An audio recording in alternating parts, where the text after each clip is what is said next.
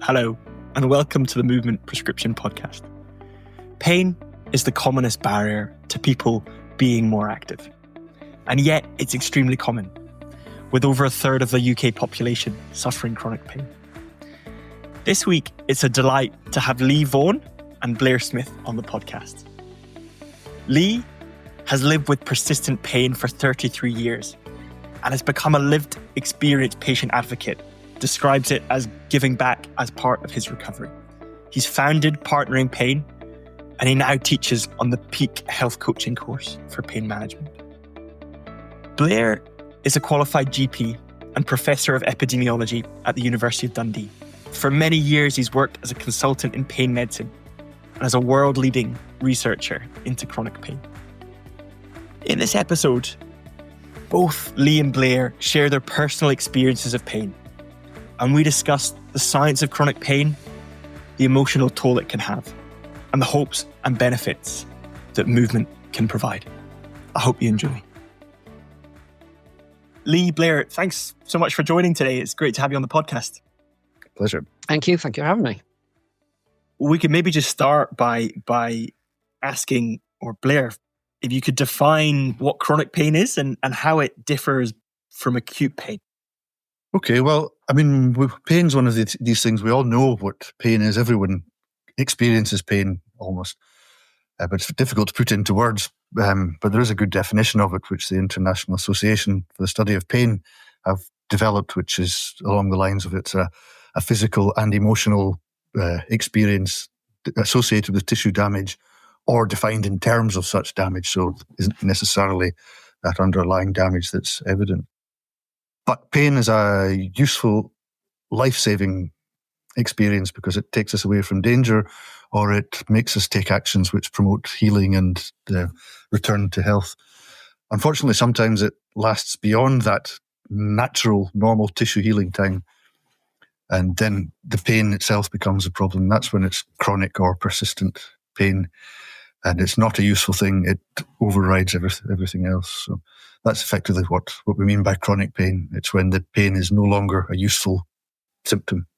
Thanks, Blair. I know we kind of arbitrarily, we kind of use 3 months. 3 months is taken as the cutoff point. Yeah. That's not, it is arbitrary, as you say. Yeah.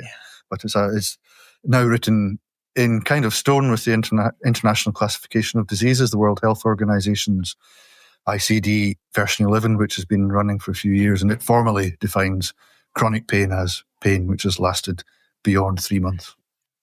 I find that interesting because when I'm referring patients with pain to physio, for example, the wait is now 3 months, and so by the time they get there, they officially have chronic pain. Or the pain's got better. Yeah, or it's... Lee, I was wondering if, to start us off, if you'd be willing to share a bit about your personal journey with chronic pain. Yeah, absolutely. So I sort of sit here today, 51 years old now. But I've lived with pain for over 3 decades. So pain, fatigue, that all sort of originated mid to late teens. But I can only really say that on reflection, because I didn't really know that that's what it was when it was. And I went through my life noticing just a lot of pain. Pain when there really shouldn't have been pain, minimal injuries that felt like I'd broken a leg or broken an arm. My pain on reflection was highly exaggerated as an experience. I had a hip replacement when I was 28 years old, so I went through quite a major surgery with that as well, with the promise that it would alleviate the lower back pain I was suffering, and it didn't. And I often refer to the journey with chronic pain as a game of snakes and ladders. I think sometimes there are ladders of hope, and I think there are snakes of despair. And I think sometimes that's where the healthcare system sits at the moment, and that's not being too disparaging against healthcare professionals. I know you try to do your best. But I got to January 2022 and I was physically and mentally broken. I was signed off work. There looked like there was no view of me going back. I'd tendered my resignation and I was staring down the barrel of ill health retirement at 47 years old.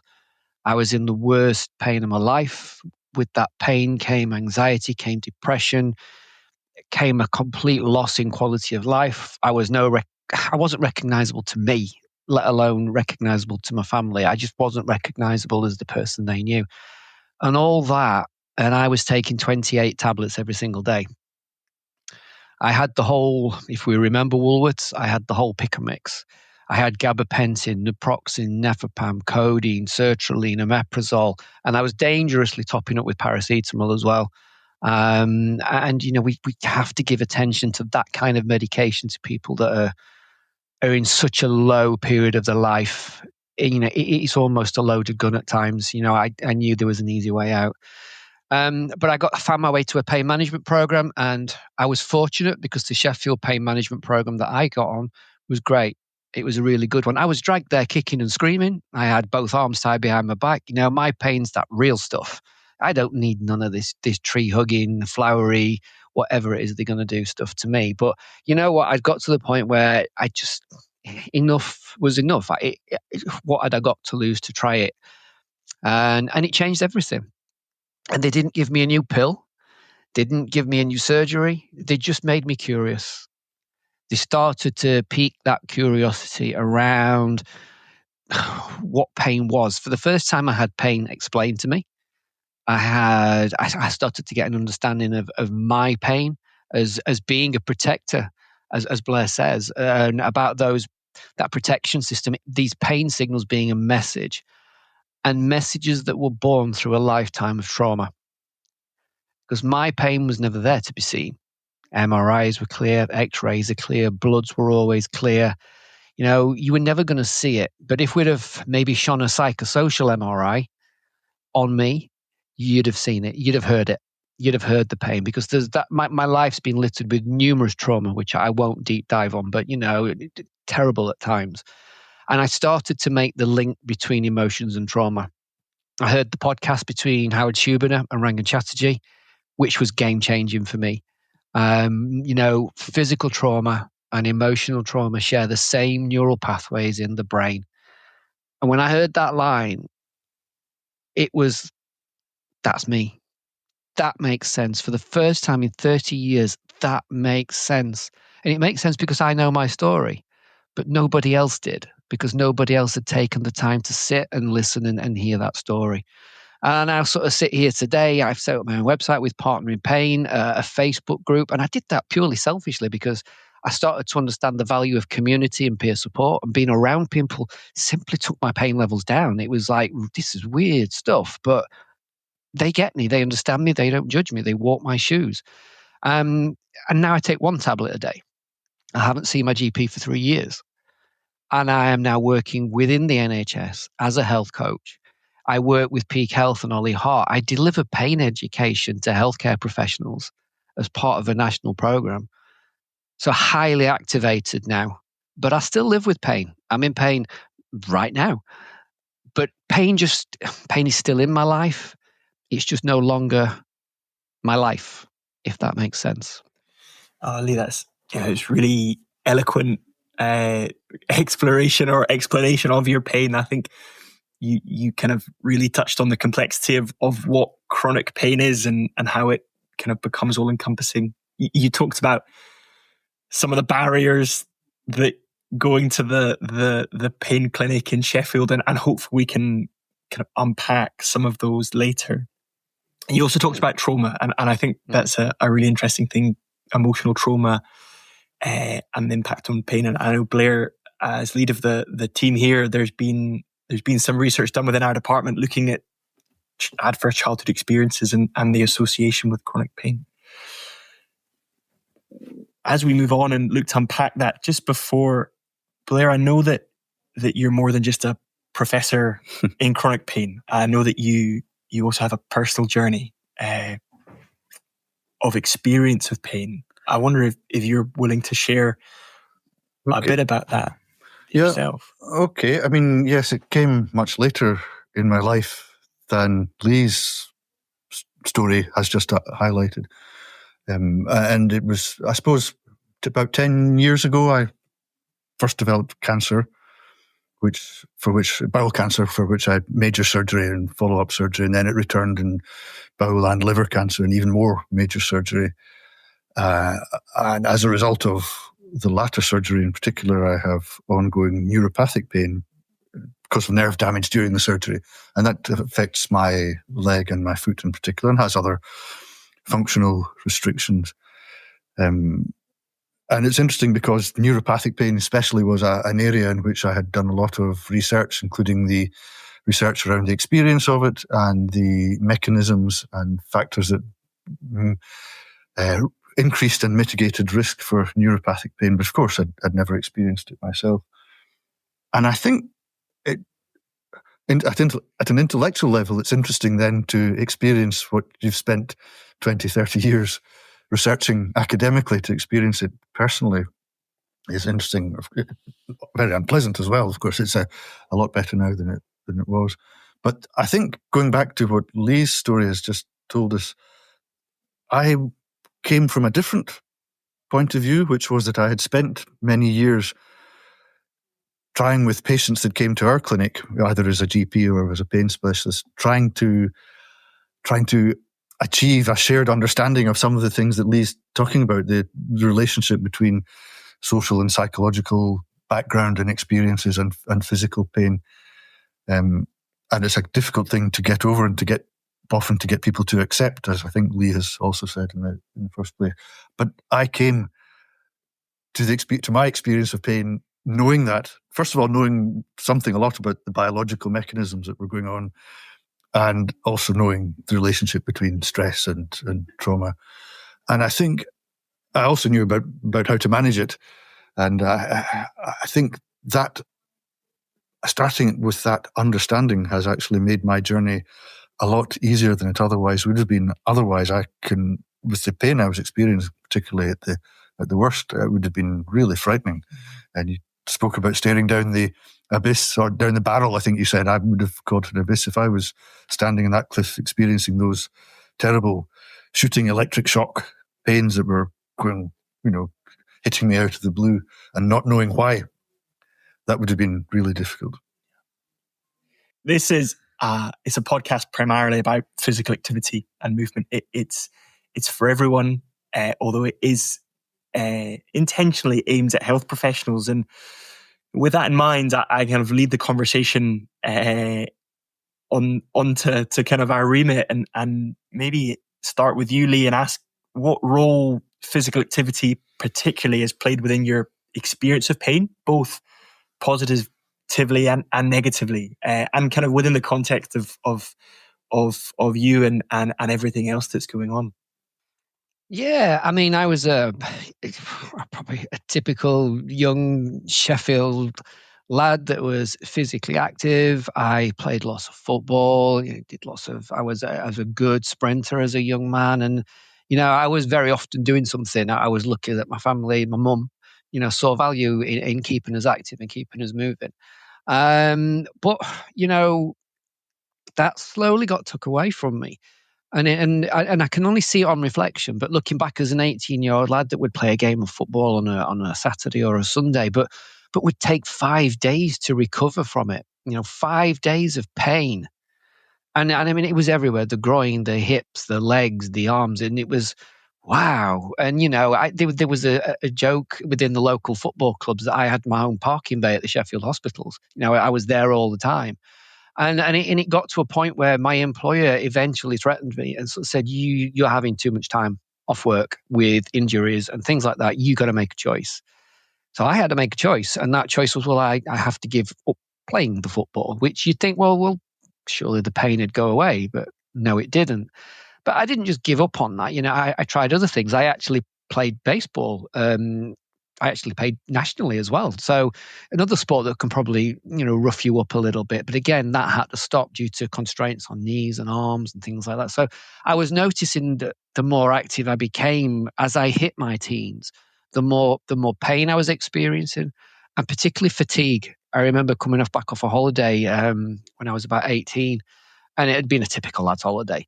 And without doing sort of a deep dive on that, the hows and whys of what happened, I now understand it, I think. But I came back chronically fatigued, and I was tested for ME. I was tested for all sorts. My mum thought I'd got some sort of tropical disease from being out in Greece or something like that.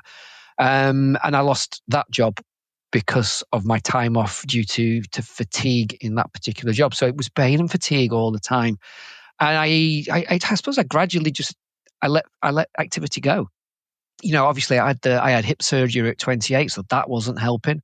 I'd got an awful lot of pain in my right hip. And by the time that was looked into, the whole hip was shot and it fully of osteophytes and things, and I had to have it resurfaced. So you can just see this natural decline in how active I was, but the spikes in how the pain and fatigue were coming. I suppose the natural boom and bust cycle, if you like, it was mirrored out in how I was sort of moving less. I put on weight, and then I started to experience more in terms of medication. So I think the less I moved, the more I hurt. But that's on reflection. I thought I was doing the right thing because we conditioned that rest and recovery. If you're hurting, you rest. Pain is a protector, as Blair says, and we're sort of taught that if you're hurting, don't move it. Don't touch it, let it be. When actually it's safe to work at those soft edges of pain, as I try to talk to people about. That's a safe place to be.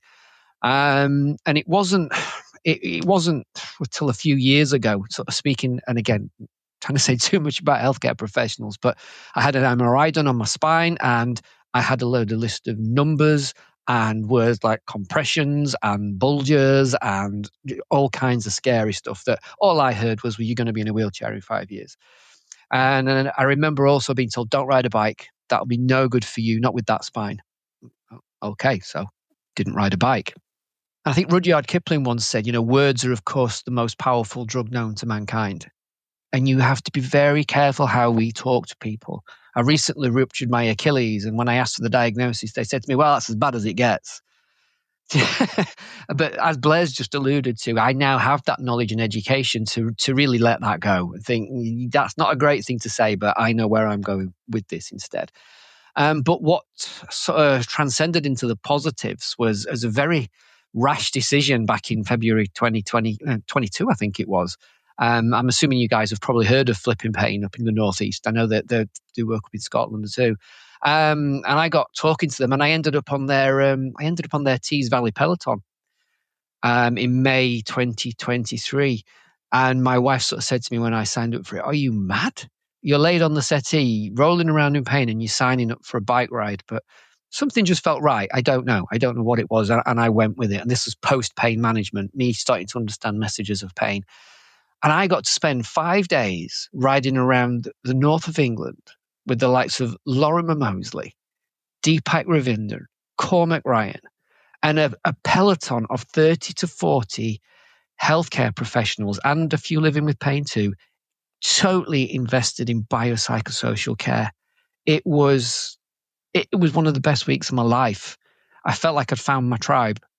I felt like I was amongst people that understand me, that knew me. Everything I was learning was being validated in that peloton.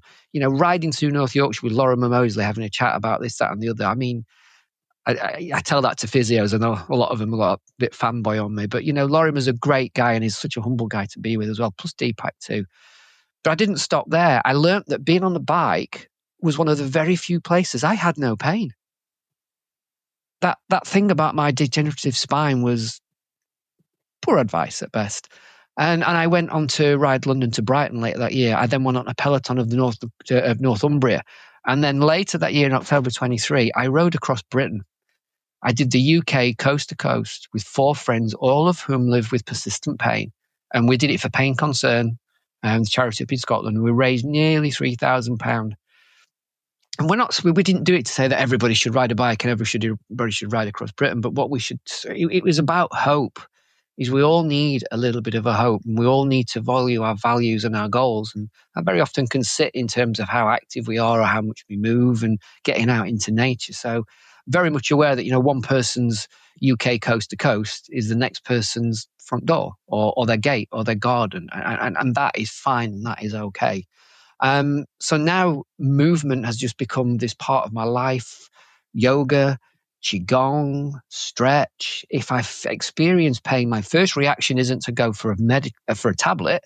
It's to have a stretch. It's to move, maybe have a walk, and see what happens if I try that. So it's now movement is a huge part of my life. Movement for me is medicine. sounds like it's become a bit of a process as well, Lee. It didn't happen overnight. No. One of the things that I pick out from what you said is that it sounds like a lot of your physical activity, especially initially, was in the context of other people and supporting and supportive friends, family, and professionals, which is, I'm sure is key.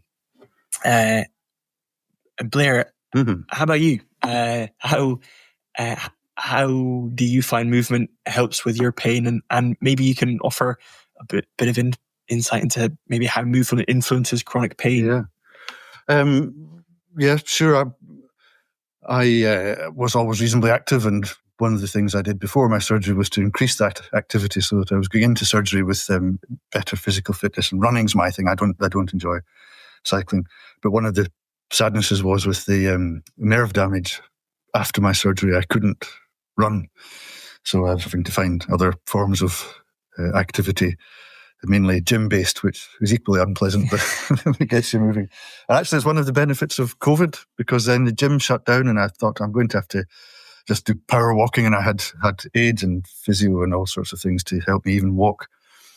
But I'd managed to get rid of the aids and just trying this power walking during COVID, and I thought, oh, this is really quite boring. I'm just going to try running. I ended up actually having rediscovering the ability to run, and I've never looked back. Obviously, I couldn't run very far, not having done so for a while. But now I've done half marathons since then, and it's part of my life, and that very much keeps me going. And you're kind of asking, what is the role of physical activity? Why is physical activity good for chronic pain? And there's a number of reasonably well evidence-based reasons for that, and some of them have been illustrated really nicely actually by Lee's talk. And probably the first and most obvious of these is that when we are physically active, we release endorphins, which are natural painkillers and make us feel good. And that's, I think, a lot of what has happened with you, Lee, when you've been cycling. So there's a natural feel-good factor that just comes with physical activity, which counters the feel-bad factor that you get with chronic pain. But also, when you're physically active, when you move, you build up your muscles strengthen. And that is often the opposite has happened. If you've been thinking you've been enforced into physical inactivity because of pain, your muscles grow weak, and that probably makes pain worse. So building up the strength supports weak joints, for example, or gets you stronger. There is good evidence that physical fitness is associated with reduced inflammatory processes and improved immune processes, which are important in pain mechanisms. So there's probably a good biological basis underpinning improvements in pain as a result of physical activity. And psychological benefits of better improved mood, reduced stress, better well-being, better sleep. And then, of course, improved circulation, improved blood circulation, which brings all these chemicals to the places that they're needed to promote improvement in pain or whatever the underlying mechanisms are. And along with all of these, and again, Lee has illustrated those, comes the social benefits. One of the things that we experience with chronic pain is often a form of isolation. We're not going out, we're not feeling understood or valued, and we retreat into our own world. But if we're getting together with people, whether it's to cycle, I know running's probably a more isolating sport than our activity than others. But I also play football now, which I couldn't do before, not very well. But it's a great bunch of guys that we play football with, so that's a benefit. And of course, chronic pain doesn't come by itself. There's a lot of comorbidities. Usually, most people who have pain have at least one other long-term chronic medical condition. And the more sites at which we have pain, epidemiologically speaking, the more comorbid conditions we have. And physical activity is associated with improvements in those, for example, cardiovascular disease or respiratory health. And we showed in some of our research that people with chronic pain are much more likely to die early, and the commonest causes of that early death are cardiovascular respiratory causes. So a wide-ranging list of evidence-based benefits of physical activity associated with chronic pain. I would say it's difficult in randomized controlled trials to demonstrate specific physical activities associated with specific pain improvements. But one of the things we're involved with just now is an update of SIGN guideline. SIGN is the Scottish Intercollegiate Guideline Network, and it's the Scottish equivalent of the NICE guideline that many people may be more familiar with. And SIGN in 2013 published the first comprehensive evidence-based guidance for managing chronic pain. And that's quite out of date now, so we're updating it just now. And that includes a section on the evidence for physical activity. And the evidence is not necessarily there. It doesn't mean it's not good evidence. It doesn't work. It means the trials haven't necessarily been done. But despite that, there is good evidence for physical activity improving pain intensity, physical function, and psychological function, particularly in chronic back pain, because that's where the trials have been done, but also in neck pain and fibromyalgia. And physical activity is wide-ranging in its types, but includes yoga and Tai Chi, Qigong that you've mentioned, as well as just more general physical activity. So I'm a big fan of it, and we need better treatments than the medicines that are available because they are dangerous, have side effects. They can work for some people, and they do work for many, but probably only as part of an overall program. And this should be a big part of the other part of the management program. It's in that context of acknowledgement of many of the benefits of physical activity for chronic pain that it is kind of helpful to, I suppose, reflect on both of your personal stories. But Lee, you talked about in your late teens and 20s the giving up physical activity almost because of that fear of making it worse. Blair, you mentioned comorbidities and obviously, or naturally, they can be huge barriers to people participating in and of their own. Have there been any other barriers that either of you two have faced personally to engaging in physical activity? Lee, maybe we can start with you. I think you've quite rightly highlighted the primary barrier is pain. That's going to hurt. I'm not going to do it. We wouldn't sort of say to someone with a broken leg, "Come on, you need to move more." We wouldn't have that conversation. But it's a visible acute injury, isn't it? So we have empathy and we don't say that.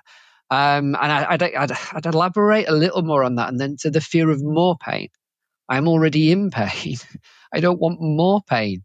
But secondary to it for me, and I know I actually polled my Facebook group on this particular question because I was doing a presentation last year in Sheffield to find out what we thought were the barriers was, and secondary came fatigue. And, I think that's often misinterpreted as to what that is. Is it a case of motivation? You're not motivated.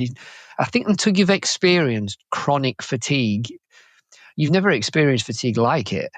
And I often have this image in my mind that someone stuck a syringe in me and just sucked all the energy out of my body, and there's just this withering, limp thing left behind. So for me, chronic fatigue is huge in this as well. It plays a part. One day it might be pain, the next day it might be fatigue, and I think they both work with the same motivation. It's just as I think pain can be a protector, I think fatigue is a secondary way of doing that as well. It certainly is with me. Other barriers, and it's not necessarily just for me, and I heard Blair sort of allude to it a minute ago about gyms. Well, that's not nice, is it? But actually, social anxiety is a huge thing. People don't want to go to a gym. They don't want to go and take part in a circuits class. They feel that I'm going to have to explain that I can't do this and I can't do that, and I may have to sit that out. I may have to go for a rest, or I might get a bit upset. And all these people look fit and healthy, and I don't want to be. That's not me. And there's a lot of anxiety around that. And I think another one that came out was education, but it's the education around the people living with pain about us not understanding, principles like, push to it, not through it, or, just working at those soft edges. But also education, I think, of the leisure industry, the PTs and people like that, the people who are actually delivering the classes don't understand persistent pain or chronic pain. It's not, and that's coming from someone who's worked in leisure for the past 8 years at a managerial level. So I know there is negligible understanding of chronic pain in terms of PT instructors and gym instructors, group exercise instructors. So it's that education. There's very little empathy there. And one really probably quite, I'll try not to go too political, sorry, Callum, but at the moment, I have spoke to people who have said to me, because I run movement programs in Sheffield, we run 4 a week and they're all free to access. And we get over 50 people a week coming to them and they're brilliant. But I have people saying to me, I can't, because if the DWP find out I'm moving, they'll take away my benefits.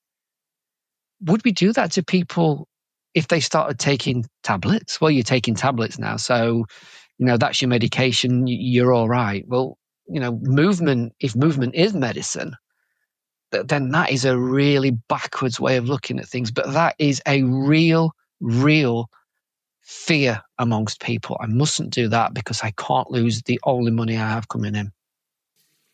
Yeah, it's kind of worrying to hear, isn't it? I wasn't quite aware that was the case, but yeah. Blair, have you kind of any other barriers to add on? I mean, those are all really important ones. Not necessarily a great deal to add, but I mean, from a personal point of view, it's often just can I be arsed? Yeah.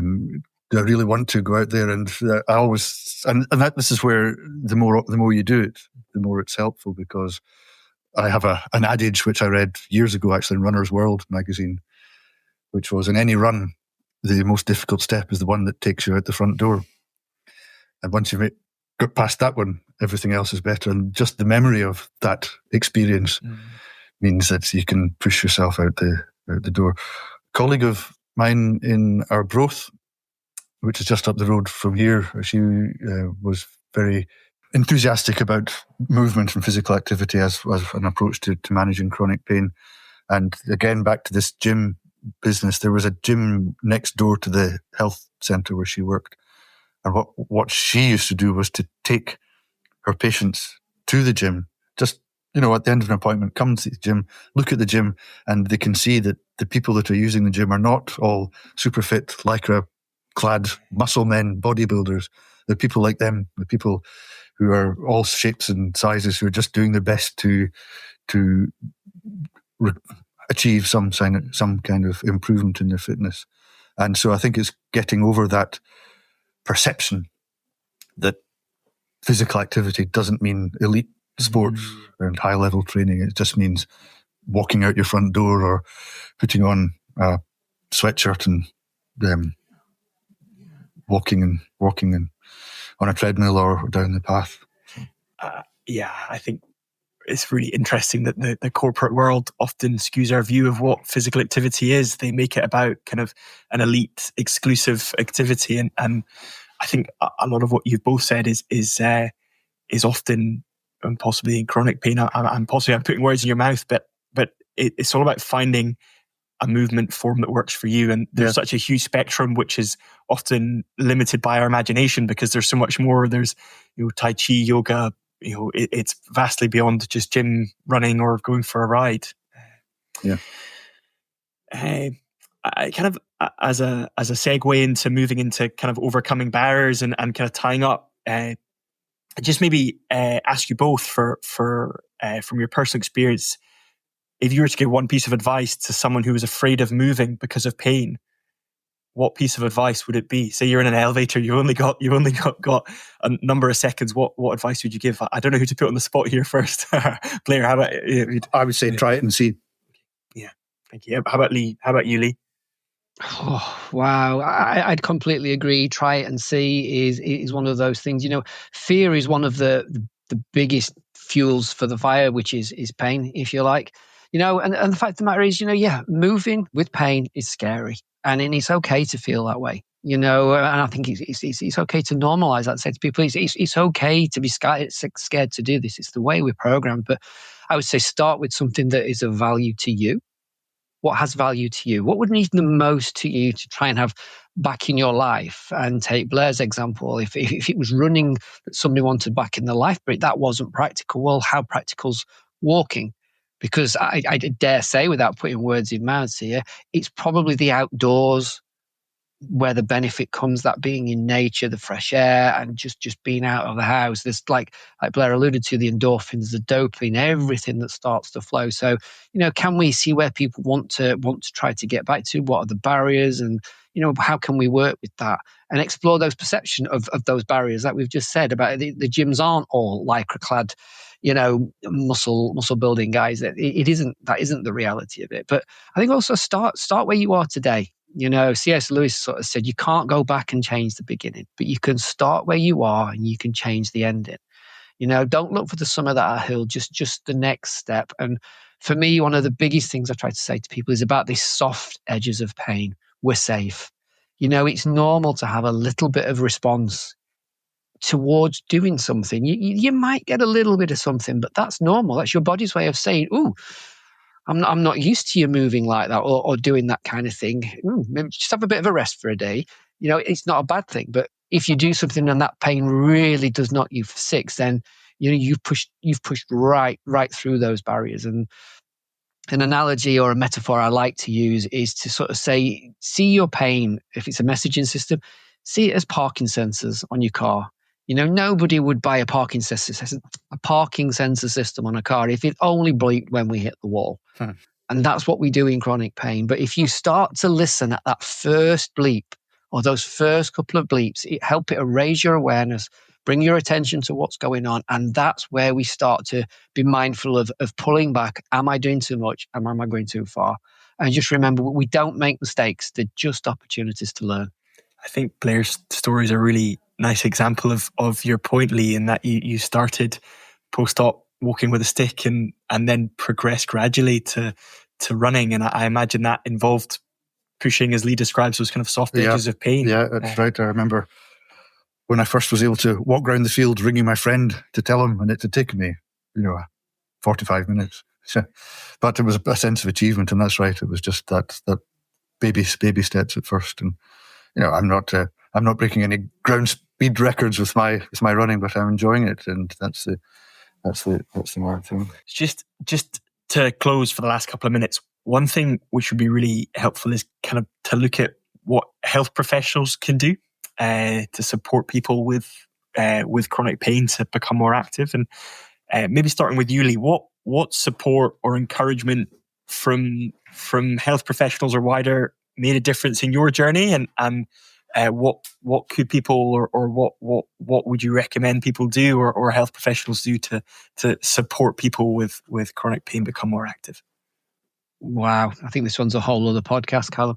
And I think something I say, and I said it at a recent talk, is you will never find the answer until you understand the question. And we have to meet every person where they are at, because pain is complex, incredibly complex. We know there's psychological influences. We know your social determinants are driving your pain as well. But, it isn't a one shoe fits all. So I think sometimes it's hard within the system we have right now to just allow someone time and space to explain their story, explain their journey, and explore their goals. Only then, when we've understood the question, will we have any chance of working out what the answer is. And I know We Are Undefeatable did some work recently, and they asked that question: what are the barriers to physical activity? And they asked people living with long-term health conditions, and they also asked healthcare professionals in the leisure sector. And people living with the conditions confirmed what we said today. Well, the top two are pain and fatigue. But sadly, from the healthcare side of things or the leisure side of things, the barriers, their perception of the barriers, were mindset and motivation. So I think there's what Flipping Pain are doing at the moment in the Northeast. There's an empathy gap, and I just think that's borne by the health literacy, the education that's out there on both sides of it. Is we need to treat everybody as who they are, that person sat in front of you, understand them, understand their story, work out what their goals, work out what their values are, and then we can start to try and help shape the future. But that kind of work is coaching. It's not leading them, it's just walking alongside them and just being there for support. I think it's a really interesting kind of, 2 points. One is more empathy is required, and the second, and again, maybe I'm kind of drawing some dots between lines, is that time and getting to know people is important. And often, that can be challenging in the current health situation, but it's using our resources imaginatively, and whether that's using health coaches or physios or the wider kind of primary care and healthcare resources. Blair, sorry, you were... No, I was just going to say I've maybe got two different responses to that issue. And one is my experience when I moved from working as a GP to working as a consultant in pain service. And I approached that job with a sense of apprehension because, who was I that didn't have particularly specialist training in pain management? How was I going to be able to function at that level? But I quickly realised that the big difference I had was that as a GP, we have whatever it is, 7.5, 10 minutes. And that's not nearly enough to begin to explore these stories. For a new patient in the pain service, we had an hour. And so I did what all GPs would love to have done, and that is spent the hour listening to their stories. And even if we changed nothing by the end of that hour, invariably the person would leave saying, "Thank you very much. That's the first time anyone's asked me my story," and that itself was therapeutic. The other side of the story is that when I was experiencing this post-surgical pain at its worst level, I had to take the initiative. Broadly speaking, if I hadn't stopped the pregabalin and duloxetine and lidocaine plasters on my own behalf, I would still be being prescribed them because nobody came in and suggested it. And I had to refer myself to physiotherapy after hospital because nobody was doing it. And that, I suppose, means two things. First of all, I knew what I was doing to an extent there, so I could take the initiative. But it also means shows me that to the extent that we can, we have to take responsibility for our own management or our own self-management. And in the context of this discussion, that includes physical activity. And ideally working in partnership with informed healthcare professionals. And I fully take on board everything that Lee has said about those. We've got a lot to learn as a profession, as a group of professionals, but we can do it as a team. And to be informed, or to become informed, there's some great resources out there. Flipping Pain, you mentioned earlier, Lee, and something I often advise to patients. Your website, Partnering Pain, is another place to check out. Another one that I would highlight is the Pain Toolkit. Yeah. Pete Moore's resource, which is fantastic. Right. A reasonably similar story, actually, to some of Lee's that was behind the creation of that. We at Dundee Uni are doing research into physical activity and chronic pain and hoping to take it further and develop a toolkit for health professionals and patients alike to become more active. So I'll put a link to that as well in the show notes, along as everything else we've talked about. Aware of time, thanks so much, Lee, Blair, for your time and for your expertise. We could have talked for a lot longer, I'm sure, and there's a lot more things to discuss, but we'll pause there, and thank you so much again.